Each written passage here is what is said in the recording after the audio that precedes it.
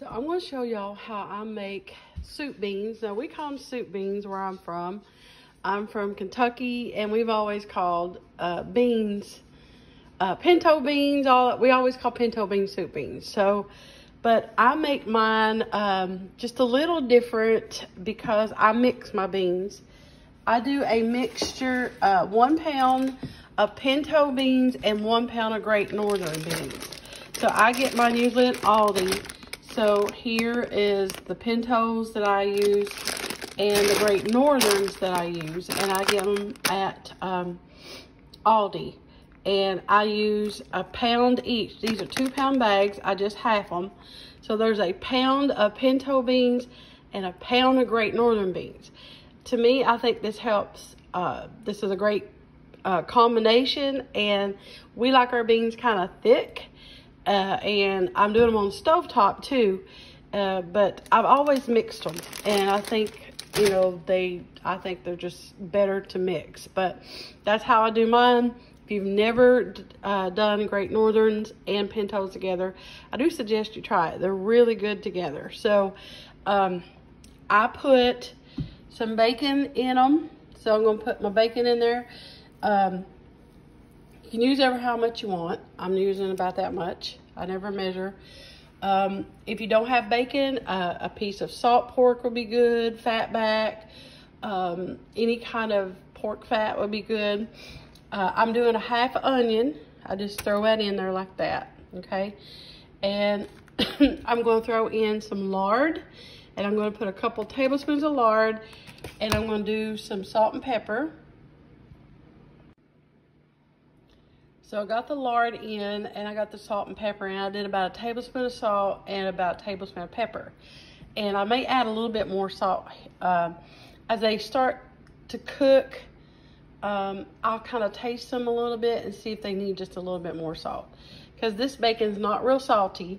And I added lard because the bacon's pretty lean too. If I was doing a piece of salt pork or fat back or something that's a little bit more fatty, I wouldn't add the lard. And a piece of smoked ham would be good in these. Any kind of smoked pork meat is really good in beans. So now I'm going to put the water in, and I'm going to put the water in almost to the top. And I'm going to let these cook over about a medium-low heat, and I'm going to cover them.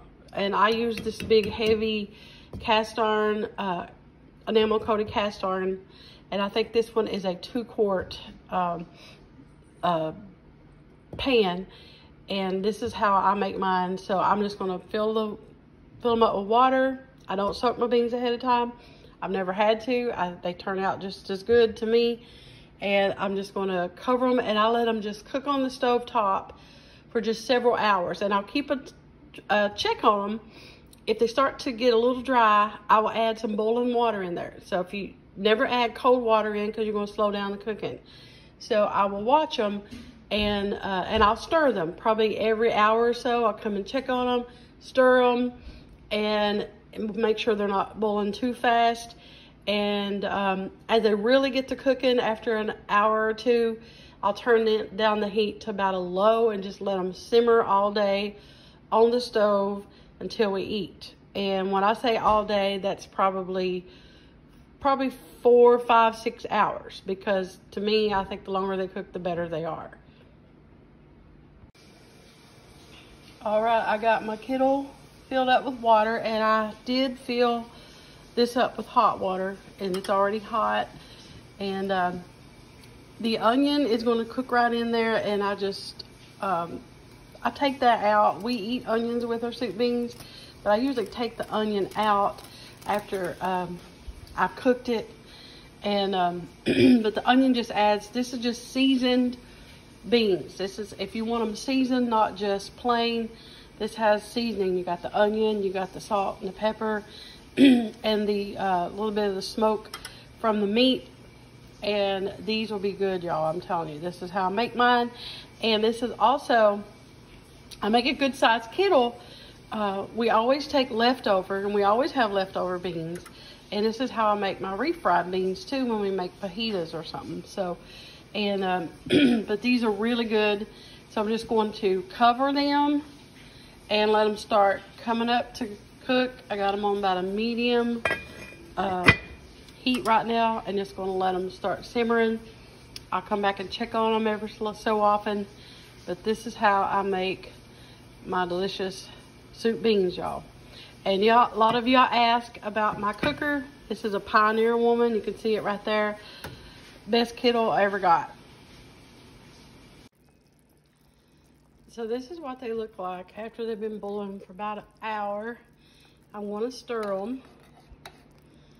And I do want to say, for anybody asks, I did wash my beans before I put them in the kettle. So, and this method also works if you want to just put all that in, put them in the crock pot, will work just the same.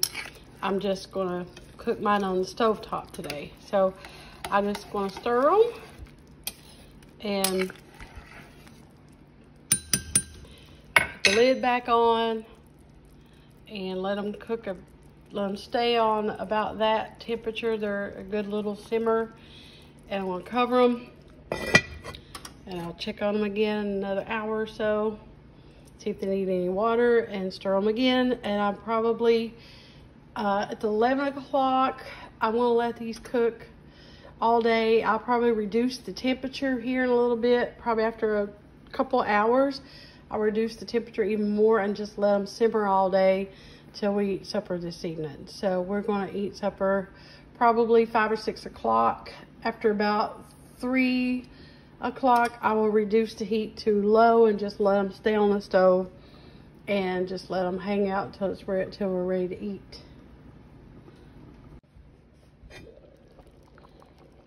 So the beans have been cooking now for probably for about 2 hours. And as you can see, they start to get thick. So I have a lot of people asking me how I get thick beans. This is how I do it. Now growing up, before crock pots, Mom always fixed soup beans and Mamaw on the stove. And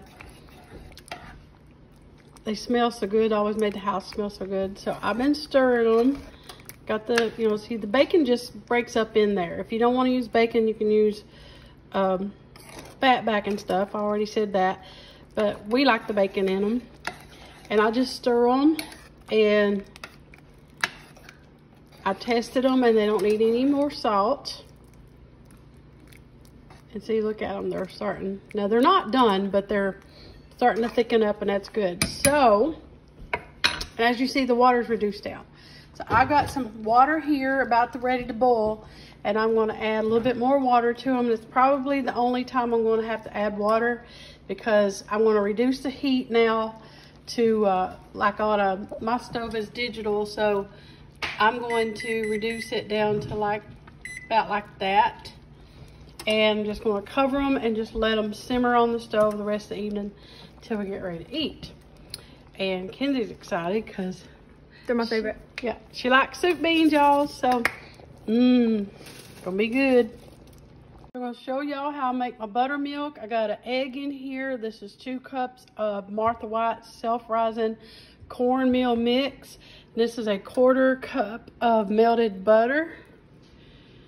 And I'm going to add in a 1 3/4 cup of buttermilk to this. I'm gonna mix it up. And you want this is a 10-inch cast iron skillet that I melted a tablespoon of lard, and I preheated the oven to 400 degrees. And I'm going to pour my cornmeal, my cornbread mixture right into this. This is really hot. I'll show you. When you pour that in, it starts to sizzle, and that's what you want. You want it good and hot.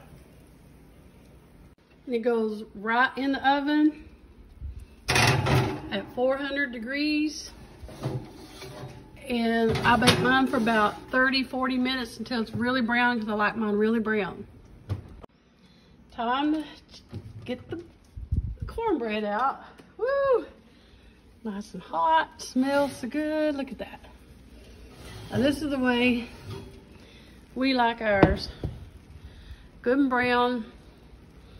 Good and brown around the edges. Look at that. So that's how I make my cornbread. And I'm gonna flip it right out, because you flip it out, it'll stay crusty. If you leave it in there, it's gonna steam. It could get a little soggy. You don't want that. If you like your edges crunchy, flip it right out immediately, and that way it won't get soggy around the edges. So I flipped it right out. Look at that. It's got that edge, crispy edge right around the bottom. That is possible. You get that when you can put it in the hot skillet when the grease is really hot. And you've seen it sizzle when I poured it in there. That's how it gets that crunchy edge right there. And you bake it hot, around 375 or 400. If you bake it hot and fast too, that gets it really crunchy, and that's what you want. Hear that? So good, y'all. All right, y'all. Soup beans are done.